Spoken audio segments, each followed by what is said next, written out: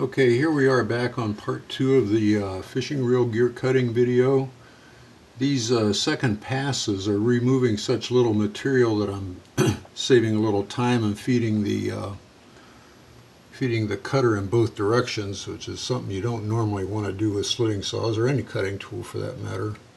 Climb milling cutting is very dangerous, but in this case it's removing such a small sliver of material. I'm going back and forth and saving a lot of time because after all there are 108 cuts on this gear.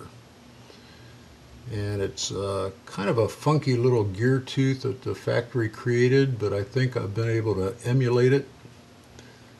And I won't know until we get it on a fishing reel and give it a try, but I think I'm coming very, very close to what we're looking for here. So I got 6 more cuts left to do here. I'm going to fire up the machine and finish those, and then maybe we can get a little bit better look at this thing. Ready?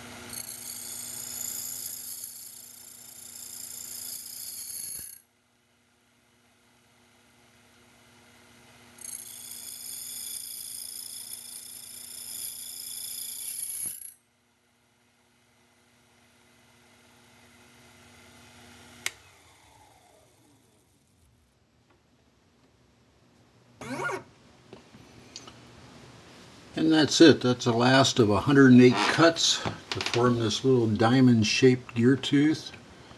Looking in from the edge of the gear, it has like a 40-degree included angle. That's why the rotary table is tilted back at 20 degrees. So after a little bit of inspection here and comparing it to a factory gear, I'm going to say this little guy is done. Just do a little visual inspection to see if it's close to what I'm looking for, and if it is, it might work. If not, we'll make a few dimensional adjustments on the next one, and hopefully after maybe 2 or 3 tries we'll have the perfect replacement gear for this fishing reel.